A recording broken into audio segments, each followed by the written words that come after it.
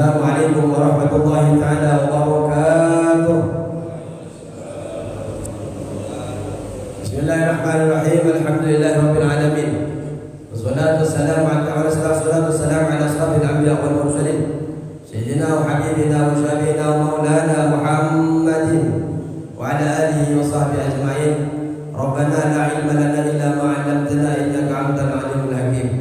Rabbi shrah li sadri wa yassir li amri wahlul 'uqdatam min lisani yafqahu qawli. Amma ba'du.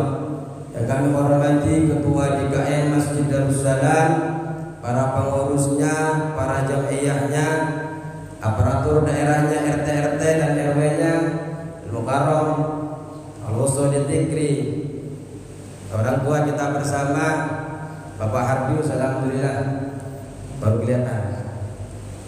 Semoga Allah selalu memberikan kepada beliau sehat dan afiat. Kami hormati Ketua MC, motivator dan sebagainya yang tidak bisa kami sebutkan titelnya satu-satu. Semoga Allah Subhanahu wa taala hadirnya panjenengan di majelis ini, para penasihat masjid, panjenengan semua yang hadir pada majelis ini, Allah berkahi hidupnya, Allah jadikan wasilah, Allah ampuni dosa-dosa kita di majelis ini. Amin Allahumma amin. Bismillahirrahmanirrahim. Qala musannif rahimahullahu taala wa nafa'ana bi ulumihi wa amadana bi asrarihi wa bikum fid dharain amin. Bismillahirrahmanirrahim.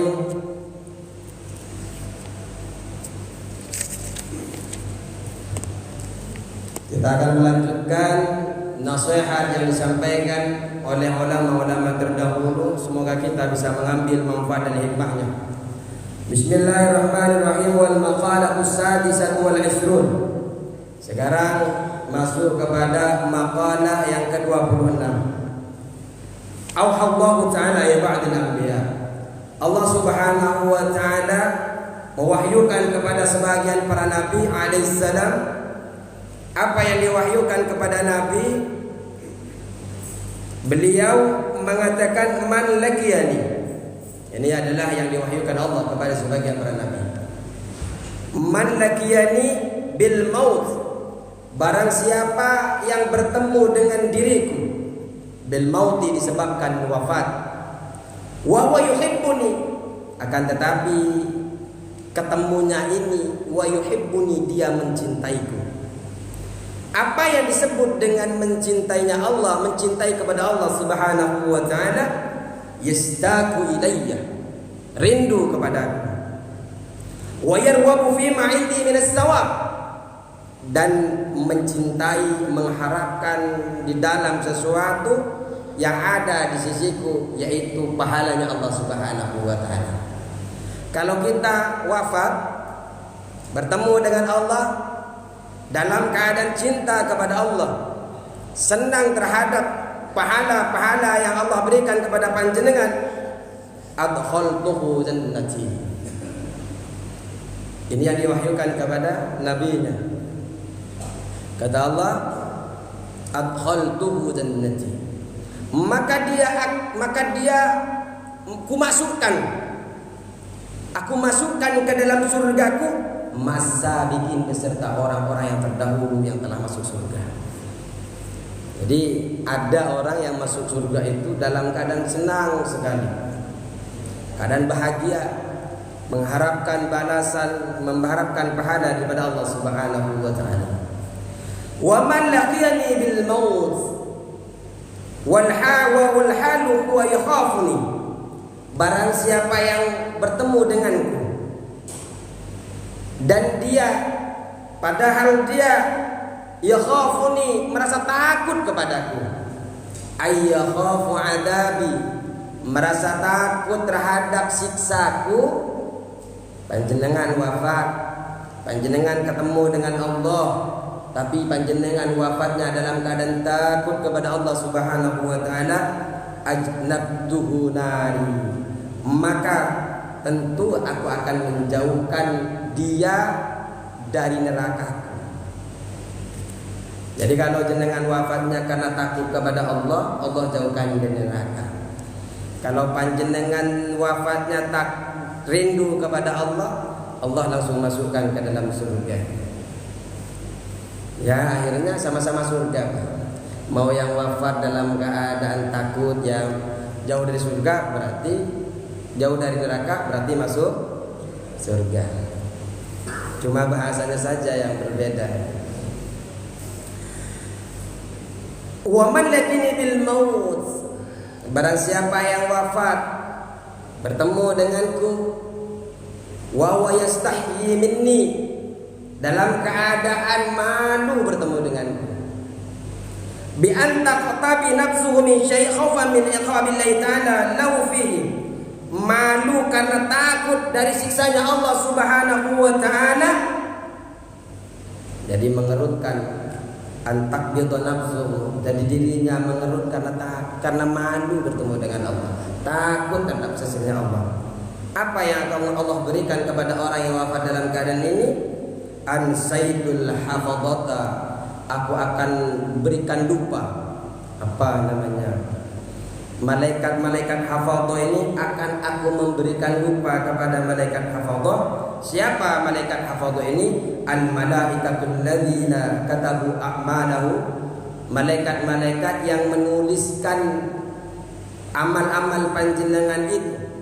Jadi kalau panjenengan wafatnya karena malu kepada Allah Subhanahu wa taala, dalam keadaan malu, Allah Subhanahu wa taala akan membuat malaikat hafadhah itu lupa terhadap apa?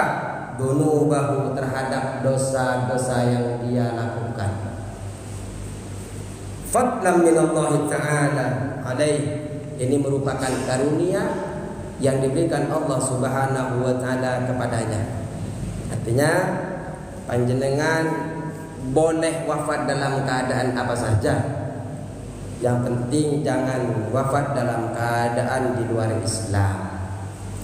Jenengan wafat dalam keadaan malu, Allah akan berikan lupa, akan membuat lupa para malaikat yang mencatat amal jenengan jelek dibuat lupa oleh Allah.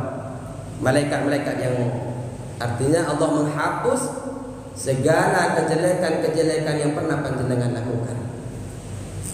Begitu juga panjenengan wafat karena ingin pahala, rindu kepada Allah, rindu balasan-balasan Allah yang akan diberikan, panjenengan akan dimasukkan surga bersama orang-orang yang sabiqin, orang-orang yang terdahulu.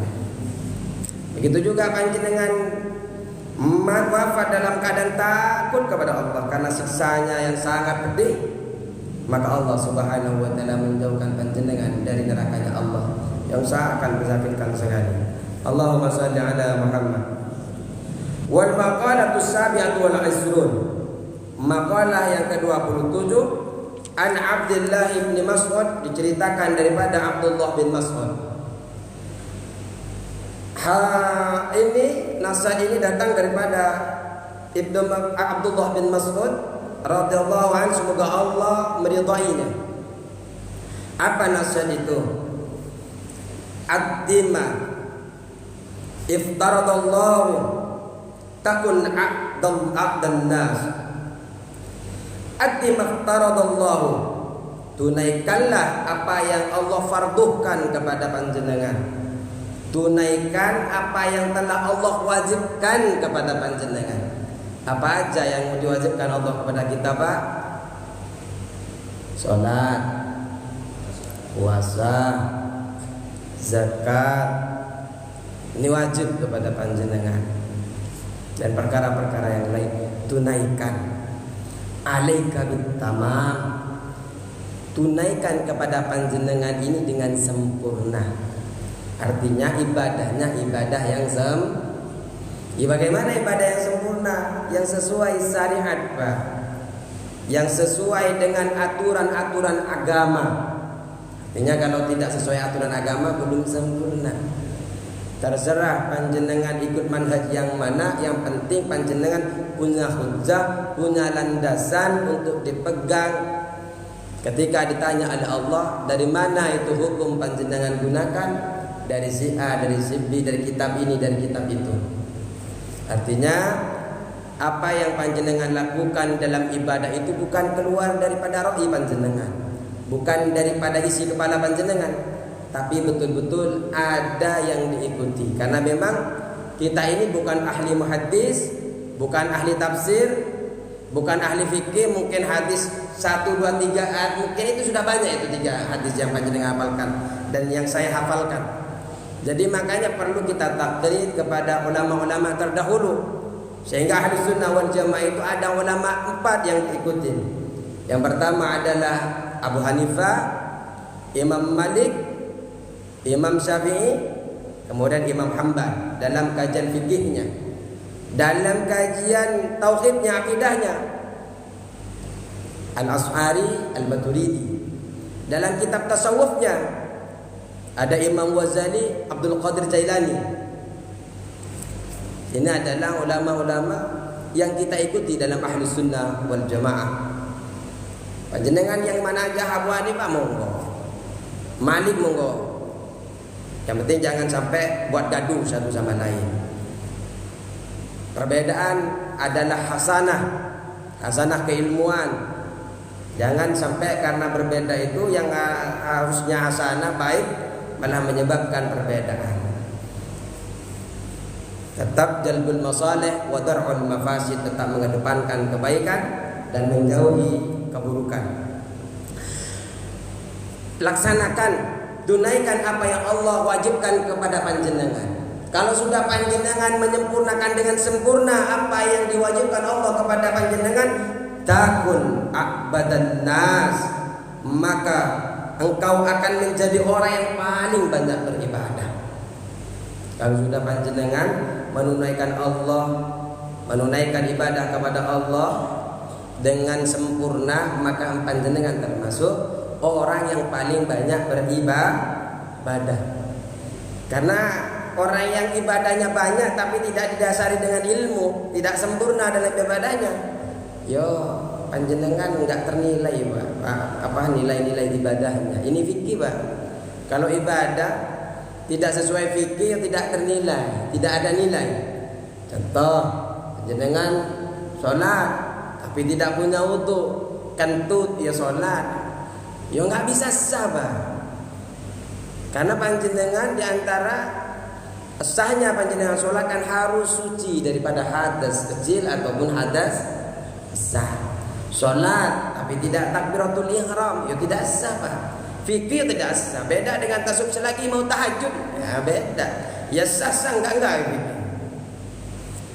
Jadi panjenengan kalau sudah menunaikan apa yang Allah wajibkan kepada panjenengan dengan sempurna, maka insya Allah panjenengan akan menjadi orang yang paling banyak ibadah kepada Allah Subhanahu wa ta'ala. Tasir aksaran nasi ibadah, yakni menjadi engkau orang yang paling banyak manusia di dalam beribadah kepada Allah Subhanahu wa ta'ala. Wajtanib maharimallahi takun azhadan nas. Wajtanib maharimallah, dan jadi jauhilah segala sesuatu yang diharamkan Allah Subhanahu wa ta'ala. Banyak, Pak, yang diharamkan Allah dari kita. Di antaranya adalah berjudi, bermaksiat. Apapun yang Allah larang kita jauhi. Kalau panjenengan sudah menjauhi apa yang Allah larang, takun ashadan nas. Ini adalah wasiat yang diwahyukan kepada para nabinya.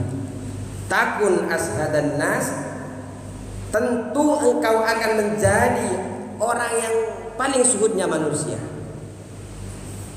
Taswir akbaran nasi bughdan linnas wa i'radan anha, yaitu panjenengan akan menjadi orang yang paling benci dan orang yang paling berpaling daripada sesuatu yang Allah haramkan.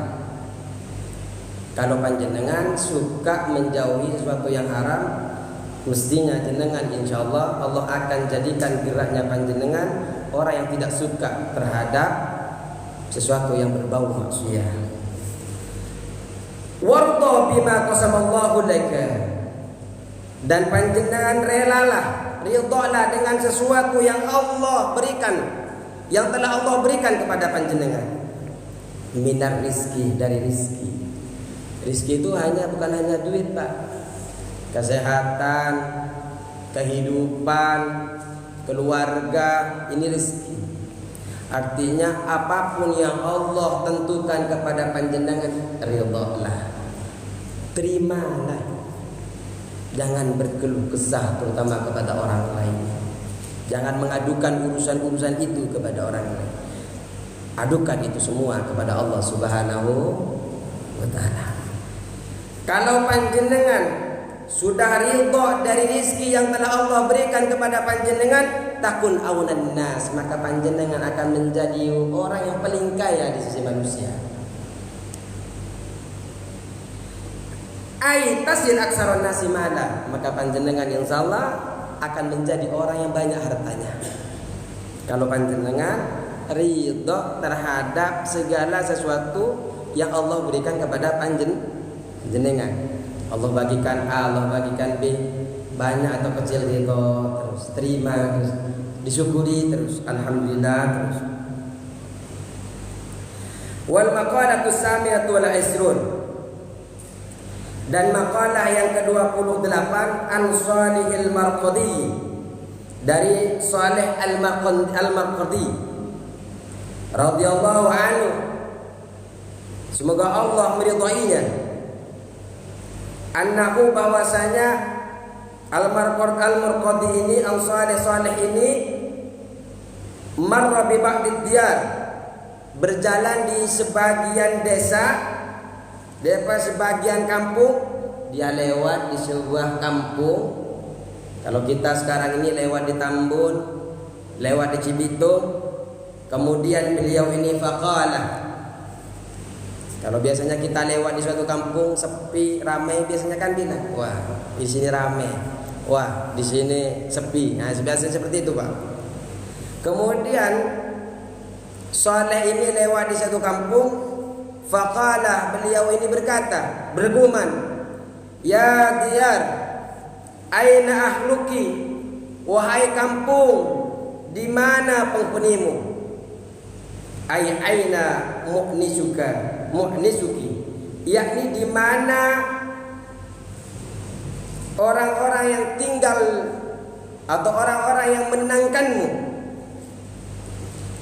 di mana penghuni-penghunimu, orang yang tinggal di tempatmu. Al-awwalun, yang dahulu sempat ramai, setelah lewat sepi. Wa aina ummaruki, dan di mana yang meramaikanmu, aibanuki, yang membangunmu, al-madun, yang dahulu. Wa aina sukanuki, dan di manakah pendudukmu, al-aqdamun, yang terdahulu. Fahatafa biha hatifun, ketika bergumam seperti itu, tahu-tahu fahatafa bihi hatifun, ada yang memanggil kepada Saleh ini dengan terdengar suaranya. Ay sahabihi sa'ibun fasami'a sautahu wa lam yara syahshahu, yakni ada seseorang yang berteriak kepada Saleh, kemudian Saleh ini mendengar suaranya tapi tidak melihat seseorang tersebut, hanya terdengar suara tapi tidak mendengar orang yang bersuara. Ketika bergumam, di mana penduduk, lewat di blok, di mana nih penduduknya, mana nih yang membangun dulu, mana nih penduduk-penduduk yang selalu ramai dulu. Sama saja lewat di masjid, mana ini? In qata'at atharuhum wa baliyat tahta turabi azzamuhum. Apa yang dikatakan suara yang tidak terbentuk? Jasadnya itu mengatakan in qata'at atharuhum, sudah terputus bekas-bekas mereka, sudah tidak ada mereka itu. Ay alamatuhum, tanda-tanda mereka ini sudah tidak ada. Wa baliyat, dan sudah rusak, ay faniyat, sudah rusak, tahta turabi, di bawah tanah, ajsamuhum, jasad-jasad mereka. Jasad mereka sudah habis, tertanam tanah. Wa baqiyat a'maluhum, dan yang tetap, yang tinggal amal-amal mereka, qalaida, menjadi kalung, ay atwaqan fi a'naqihim, yakni menjadi kalung di leher mereka. Artinya dulu yang ramai itu, dulu yang banyak penduduknya itu, dulu yang warganya megah itu, semua pada akhirnya akan tertanam debu-debu.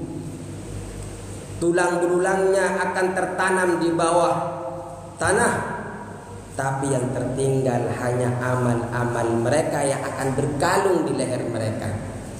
Artinya apa?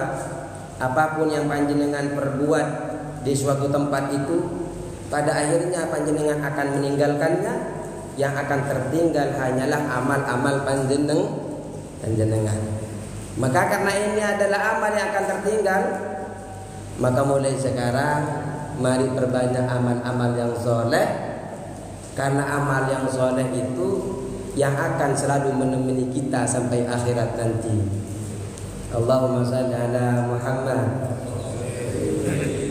Wal maqalatu tasi'atu wal isrun, dan makalah yang ke-29 An Ali radhiyallahu anhu. Nasihat ini diceritakan oleh Ali radhiyallahu anhu karrama wajhah. Siapa Ali itu, Pak? Siapa? Mantunya Rasulullah, sepupunya Rasulullah, suaminya Siti Fatimah. Minum dulu.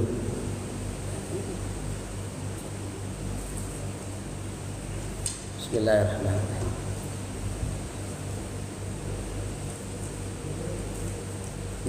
Panas. Alhamdulillah. Makalah yang 29 ini datang daripada Sayyidina Ali. Apa yang dibilang beliau, apa yang dinasihatkan kepada kita, tafaddal ala man syi'ta, berbuatlah baiklah kepada orang yang engkau mau. Silakan kepada siapapun engkau berbuat baik. Silakan kepada siapapun engkau berbuat baik yang kau mau, kepada siapapun silakan. Ai ahsin ilaihi wa an'im alaihi, yakni berbuat baiklah kepada orang dan berilah dia kenikmatan. Fa anta amiru, kalau jenengan sudah biasa memberikan kenikmatan kepada orang lain, fa anta amiru, maka engkau menjadi rajanya. Ai in ahsanta, artinya jika engkau telah berbuat baik, ila sahsin kepada seseorang, bil ata'i dengan memberi makan, sirta amiron lahu, maka engkau akan menjadi rajanya. Kalau jenengan biasa ngasih orang makan, maka engkau akan menjadi raja baginya, kata Sayyidina Ali. Jadi kalau panjenengan berbuat baik, orang yang diperbuat baik itu, engkau akan menjadi tuan daripada mereka. Ini perkataan Sayyidina Ali. Makanya orang yang berbuat baik harus dijaga hatinya. Kalau tidak dijaga, akan semena-mena kepada orang yang berbuat baik, orang yang mengambil manfaat baik daripada panjenengan. Was'al man syi'ta, silakan panjenengan minta kepada siapapun, apapun itu silakan panjenengan minta. Fa anta asiruhu, maka engkau akan menjadi tawanan dia. Kalau panjenengan biasa minta kepada seseorang, kata Sayyidina Ali, engkau ini akan menjadi tawanan dia. Yang biasa telah orang memberi manfaat kepada panjenengan, sedikit-sedikit minta, sedikit-sedikit minta, makan minta, biaya anaknya minta dan sebagainya lah. Maka jenengan akan menjadi tawanan bagi orang yang memberi itu, kalau biasa meminta. Apa artinya? Was'alin nasa ma tahtaju minal mali wal ilm, mintalah kepada orang tersebut apa yang engkau perlu dari harta, dari ilmu. Fa ini tajta ila sahsin, maka jika engkau butuh kepada seorang fi dzalika dalam hal tersebut, sirta abdan lahu, maka engkau menjadi hambanya dia, akan menjadi hamba sahayanya dia. Li'annan nufusa, karena sesungguhnya jiwa ini, nafsu itu, jubilat bi hubbi man ahsan ilaiha, diberi watak dengan menyukai terhadap sesuatu yang telah membuat kebaikan kepadanya. Jadi nafsu itu Pak sudah kodratnya oleh Allah dibuat suka kepada sesuatu yang telah berbuat baik kepadanya. Jadi kalau panjenengan minta ilmu kepada seseorang, minta harta kepada seorang, maka panjenengan akan menjadi hambanya, menjadi tawanan. Maka tawanan dibeli, dijual dan sebagainya, diapain saja hak dia. Ini kata Sayyidina Ali. Kama fil hadis, sebagaimana di dalam hadis, wa man ahabba sayyan fa huwa asirun lahu. Barang siapa yang mencintai sesuatu, maka ia menjadi tawanan bagi sesuatu tersebut. Pokoknya kalau jenengan menjadi senang sebenarnya, suka sekali sama istrinya, jenengan akan menjadi tawanan bagi istrinya. Kalau jenengan senang kepada anaknya, akan menjadi tawanan anaknya. Minta apa saja anaknya iya terus Pak. Minta apa saja anaknya jadi iya terus. Ini adalah kudrah daripada tawanan. Waliqauli Ali karramallahu wajah. Dan karena perkataan Ali ini, jadi Sayyidina Ali berkata begini Pak, ana abdu man 'allamani harfan. Sayyidina Ali, saya adalah hamba kepada orang yang telah mengajariku satu huruf. Nah, kata satu huruf Pak. Kalau setiap malam Jumat ada kajian, enggak ada. Kalau malam Jumat yang baca salawat. Dulu panjenengan belajar ngaji kepada siapa? Berapa huruf itu belajar ngaji itu kecil? Sayyidina Ali mengatakan, saya ini adalah hamba dari orang yang telah aku ambil ilmunya satu huruf. Fa in sya'ah ba'ani wa in sya'ah aqani. Karena saya hamba dari dia, maka dia bisa kapan saja menjualku dan kapan saja dia membebaskanku. Makanya di kampung kami itu sampai ke anak putunya itu, walaupun kita tidak mengambil manfaat ilmu, kita hormat sekali sama guru itu. Sampai nyawa kami itu bagi itu orang taruhkan. Baru-baru ini kejadiannya membela guru ada yang terbunuh itu. Kami di pesantren.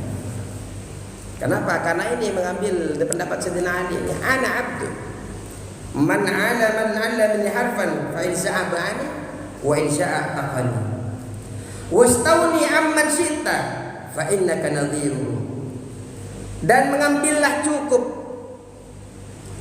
cukupkanlah rizkimu dari seseorang, dari siapapun itu, dari yang engkau mau, fa innaka nadhiruhu. Jika engkau tidak minta-minta kepada siapapun, merasa cukup jenengan dengan rezeki yang panjenengan punya, walaupun kelihatan enggak punya, yang penting tidak minta-minta, merasa sudah tercukupi, tidak pernah minta kepada siapapun, fa innaka nadhiruhu, maka engkau sama dengan dia. Yang kaya, yang jenengan walaupun kelihatan rumahnya biasa, sejatinya sama jenengan. Maksudnya apa? Iktafi bima indaka minar rizki. Engkau harus merasa cukup dengan apa yang ada padamu rizki. Dari rizki yang Allah berikan yang ada pada panjenengan itu, Anda merasa cukup. Wala taftakir fil mali, dan janganlah engkau butuh di dalam harta, lisahsin ganiyin, kepada orang yang kaya, kasiril mal, yang banyak hartanya. Jadi jangan sekali-kali jenengan itu butuh kepada orang kaya yang banyak hartanya. Fa illam taftakir ilaihi, jika engkau tidak butuh kepadanya, tidak minta-minta uang kepadanya, sirta ghaniyan mislah, maka sebenarnya jenengan telah menjadi orang yang sama dengan orang kaya itu. Makanya ada orang yang tidak kelihatannya enggak kerja, tapi enggak pernah ngereluh pinjam sana, minta ini, minta itu. Orang beranggapan dia banyak duitnya. Dia banyak duit karena nggak pernah ngeluh, nggak pernah ini, nggak. Kayaknya dia gampang terus rezeki. Padahal sebenarnya cobaannya banyak, tapi tidak pernah ngeluh kepada manusia. Dia merasa cukup. Kalau merasa cukup enak Pak. Yang kurang kan gengsinya. Yang kurang adalah gengsinya, gengsi anaknya, gengsi istrinya, pengen ini, pengen itu, sehingga itu yang tidak cukup. Kalau makanannya, makanan ini, makanan itu insya Allah cukup, karena panjenengan bisa menyesuaikan dengan pendapatannya. Wal maqalatus salasuna, maqalah yang ke-30. Nah, kita tambah banyak bacanya, tambah banyak nasihatnya. Maqalah yang ke-30 an Abi Zakaria, diceritakan diambil nasihat ini dari Abi Zakaria Yahya bin Mu'ad rahmatullahi alaih. Semoga Allah subhanahu rahmatnya Allah selalu mengalir kepada beliau. Tarkud dunya kulliha ahdul akhirah kulliha, meninggalkan dunia seluruhnya, ahdul akhirati kulliha, ialah mengambil akhirat seluruhnya. Jadi kalau meninggalkan dunia maka mengambil akhirat seluruhnya. Li'annahuma qaddarataini, karena meninggalkan dunia dan akhirat itu seperti dua perempuan, Pak. Nah, dua perempuan yang dimadu. Faman tarakaha ay dunya, siapa orang yang meninggalkan dunia, kullaha, seluruh dunia dia tinggalkan. Artinya bukan meninggalkan kerja, Pak, tidak. Hanya mengambil sedikit manfaat untuk kebutuhan dia ibadah. Kemudian harta yang banyak itu dia bagikan kepada orang-orang yang membutuhkan. Artinya memang kalau panjenengan muslim disuruh tarkud dunia itu malah nggak kerja, salah itu, Pak. Di dalam jangan sampai kajian-kajian tentang ilmu-ilmu yang lain ditinggalkan. Yang dimaksud tinggalkan dunia ini mahabbah, kecintaan dunia itu yang berlebihan, yang tidak boleh. Artinya kalau kekayaan panjenengan harus perbanyak, Pak. Cuma setelah banyak hanya ambil keperluan panjenengan di dalam kehidupannya. Setelah itu panjenengan ambil kebutuhan anaknya, ambil kebutuhan cucu-cucunya, ambil, sedekahkan kepada orang yang membutuhkan. Kalau sudah panjenengan meninggalkan dunia, akhadhaha ayil akhirata kullaha, maka orang itu akan mengambil kepada akhirat seluruhnya. Jadi kalau jenengan sudah meninggalkan dunia, akhirat yang akan panjenengan ambil. Ai faman a'radu 'anid dunya bi kulliya ahabbal akhirah hubban katsira. Jadi kalau panjenengan sudah meninggalkan dunia, maka mahabbah, kecintaan panjenengan ini lebih condong kepada akhirat. Waman akhadaha, dan barang siapa yang mengambil ait dunia, lebih mengambil kepada dunia. Jadi apa-apa urusan dunia, apa-apa urusan dunia, apa-apa urusan dunia. Padahal dunia yang panjenengan kejar itu bisa dijadikan alasan akhirat. Tapi dia kebalik, dunia, kullaha, seluruhnya. Tarakaha kullaha, maka sejatinya tarakaha, dia telah meninggalkan akhiratnya, kullaha, seluruhnya. Artinya faman ahabbat dunya bi kulliha, barang siapa yang meninggal yang mencintai dunia seluruhnya, a'radu 'anil akhirah, maka tentu ia akan berpaling dari akhirat. Bil kulliyah, seluruhnya, dia akan berpaling daripada akhirat kalau panjenengan mengedepankan dunia. Fa'adwa fi tarkiha wa tarkuha fi ahdiha.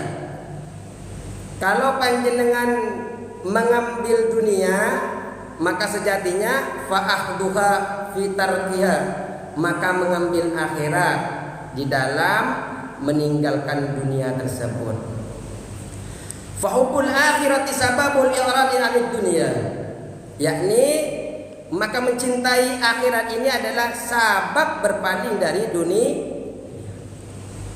Wa tarkuha fi akhdiha, dan meninggalkan dunia di dalam mengambil akhirat. Ay wa bughd dunya bisababi hubbil akhirah, yaitu dengan mencintai, yaitu wa bughd dunya bisababi hubbil akhirah, yaitu membenci dunia disebabkan mencintai akhirat. Begini maksudnya, Pak. Kalau panjenengan mencintai dunia, mestinya panjenengan akan melupakan akhirat. Kalau jenengan mengambil akhirat, mestinya jenengan akan meninggalkan dunia. Artinya kecintaan yang ada dalam hati kita. Karena panjenengannya ada dua pilihan. Kalau panjenengan melakukan maksiat berarti meninggalkan taat. Kalau jenengan melakukan taat berarti meninggalkan maksiat. Itu memang seperti itu. Jadi Islam itu bukan disuruh jenengan tidak cinta dunia. Cintai dunia, tapi jadikan dunia ini sebagai wasilah penjenengan bisa mendapatkan akhirat. Itu yang paling penting. Siang malam kerja nggak apa-apa, Pak. Sampai nyampe ke Bandung nggak apa-apa. Sampai nyampe ke Semarang nggak apa-apa. Tapi semua yang sampai ke Bandung sama ke akhirat, ya sama ke Semarang itu tujuannya adalah akhirat. Kalau hanya dunia capeknya luar biasa, Pak. Hidup sementara di dunia. Hidup sementara. Ini yang perlu kita cas terus ya. Artinya kematian itu adalah cukup bagi kita untuk menjadi pelajaran, untuk menjadi nasihat kepada kita bahwa apa yang kita lakukan hari ini itu hanya sebentar, yang akan abadi, yang akan kekal kelak di akhir. Makanya izzud dunya bil mal dalam nasihat yang kita baca itu, orang kalau ingin mulia di dunia itu dengan harta, wa izul akhirah bi amali salih. Kalau ingin jenengan mulia di akhirat, maka perbanyak amalan-amalan yang saleh. Di antara amalan saleh adalah setiap perilaku panjenengan yang berkaitan dengan dunia itu jadikan akhirat. Dengan cara apa? Niatkan, ya Allah, kalau ada kelebihan dari ini, saya ingin memakmurkan, ingin memberikan kelebihan saya di Masjid Darussalam. Melalui Darussalam bisa memberikan manfaat yang bekerja dengan aparat-aparat daerahnya. Jadi berniatkan seperti itu terus. Ini berapa orang yang sampai punya niat seperti itu, insya Allah Allah akan mudahkan. Dan janjinya Allah, Pak, kalau jenengan berikan satu kebaikan, infak dalam diri panjenengan, 700 akan panjenengan dapatkan, satu akan bercabang menjadi 700. Karena memang satu itu akan bercabang menjadi 7. Setiap cabangnya 100. Maka panjenengan, mari kita semua lebih memilih akhirat daripada memilih dunia. Karena sebenarnya pada akhirnya tujuan akhir hidup kita adalah akhirat. Makanya manusia itu mati 2 kali, hidup 2 kali. Wafat belum jadi apa-apa, ketika panjenengan belum ditiup ruh, itu wafat, benda yang mati. Kemudian Allah hidupkan dengan panjenengan diberikan ruh, kemudian diwafatkan lagi dalam kubur, kemudian dihidupkan lagi oleh Allah Subhanahu wa taala ketika panjenengan masuk kepada yaumul ba's, dan pada saat itu panjenengan akan hidup selamanya. Tidak bisa lagi kembali ke dunia untuk beramal soleh, karena amal-amalnya sudah ditutup. Yang ada adalah panjenengan diminta pertanggungjawaban atas segala tindak tanduk yang panjenengan lakukan di dunia. Semoga kita semua menjadi orang yang soleh, yang beramal amal kebaikan yang diterima oleh Allah Subhanahu wa taala. Sering saya katakan, orang yang taat itu, Pak, bukan berarti dia akan terbebas dari sesuatu cobaan dari Allah. Semakin dia taat, semakin Allah coba. Semakin orang itu suka bersyukur, semakin dicoba oleh Allah. Contoh, orang seperti Nabi Ayub. Nabi Ayub itu dicoba karena ada iblis itu merasa dengki iri kepadanya. Jadi iblis itu biasa naik ke langit. Jadi dulu itu waktu Nabi Ayub, dia itu tidak ada penghalang untuk naik ke langit. Jadi kapan saja dia mau bisa sampai ke langit. Ketika naik ke langit, iblis ini mendengar ada malaikat yang berselawat kepada Nabi Ayub. Berselawat kepada Nabi, artinya mendoakan, membentangkan rahmat Allah kepada Nabi Ayub. Karena iblis mendengar, merasa iri, merasa dengki. Ini yang bahaya. Karena hasad, husud itu, Pak, menghabiskan amal-amal baik jenengan. Innal hasanata yakunul hasanat. Hasad itu makan kebaikan, Pak. Makan kebaikan. Sebagaimana kama ta'kulun nar, seperti api makan khataba, kayu bakar. Kebaikan itu api itu makan kayu bakar sampai habis, Pak. Makanya kalau nggak cepat-cepat dipadamin hasad yang ada dalam diri kita, maka habis kebaikan-kebaikan panjenengan yang ada di sini.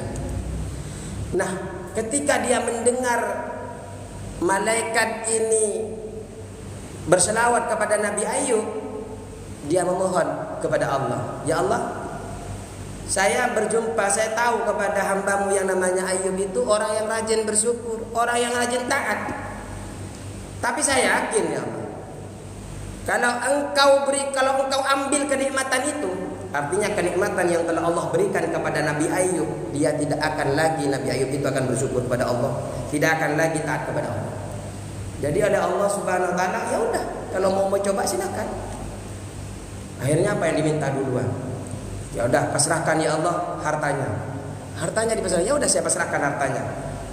Jadi dia kumpulkan ifrit-ifritnya, mulai dari bangsa jin sampai bangsa setan.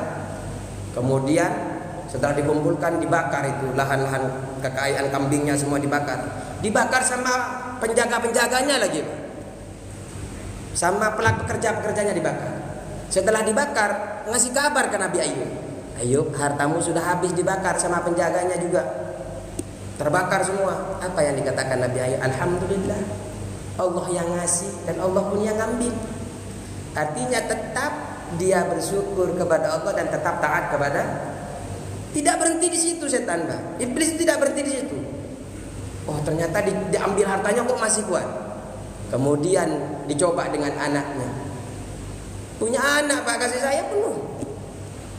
Ya jenengan punya anak diambil dan tidak punya lagi, sakitnya luar biasa, Pak. Kemudian diambil anaknya. Apa yang dibisikin lagi Nabi Ayub itu sama iblis? Anaknya sudah wafat. Anak kesayangannya habis semuanya, Pak. Apa? Astagfirullah. Hanya beristighfar kepada Allah. Astagfirullah. Artinya tetap taat, tetap menerima ridho terhadap pemberian ketentuan Allah. Ini gak cukup iblis lagi, Pak. Masih mencoba lagi yang ketiga, memberikan jemaahnya meninggalkan semuanya. Yang ketiga adalah memberi penyakit. Tapi sama Allah, boleh engkau berikan penyakit, boleh engkau coba badannya itu, tapi jangan sampai hati dan lisannya. Artinya kalau iblis itu memberikan cobaan kepada panjenengan, meniupkan penyakit ke badan panjenengan, hati dan ini dilarang oleh Allah. Artinya tetap bersyukur, tetap hatinya ingat kepada Allah Subhanahu wa taala. Ini harus dijaga. Nabi Ayub sampai ulatnya, Pak, dia digateng, saking gatalnya digaruk sampai kupingnya rontok, Pak. Tapi dia tetap taat kepada Allah. Kemudian yang terakhir, dia ditinggalkan oleh orang-orang, sampai orang yang beriman kepada Nabi Ayub, sampai orang yang beriman meninggalkan Nabi Ayub, walaupun dia tidak meninggalkan agamanya, ditinggalkan Nabi Ayub. Orang yang selalu dermawan dan sebagainya, gara-gara sama iblis diberikan penyakit yang diizinkan oleh Allah Subhanahu wa taala. Kemudian setan itu, kemudian Nabi Ayub itu ditinggalkan oleh jemaahnya. Maka mari, sebenarnya cerita ini adalah pahala yang diberikan kepada suami yang sabar terhadap perilaku jelek istrinya. Di mana saya dapatkan? Saya ngajar di dalam kitab Uqudul Jin, ngajar sama ibu-ibu di blog G, ngajar kitab ini, dan kebetulan saya melewati pelajaran ini. Jadi barang siapa yang sabar terhadap perilaku jelek istrinya, Allah Subhanahu wa taala akan memberikan pahala sebagaimana pahala yang diberikan cobaan kepada Nabi Ayub. Artinya jenengan tidak perlu sakit, tidak perlu anaknya wafat, tidak perlu hartanya habis, tidak perlu ditinggalkan oleh orang lain. Panjenengan akan mendapatkan pahala seperti pahalanya Nabi. Jadi sabar. Allahumma shalli ala Muhammad.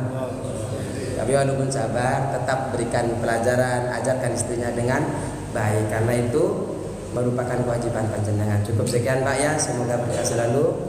Wallahul muwaffiq ila aqwamit thoriq. Assalamualaikum warahmatullahi wabarakatuh. Waalaikumsalam.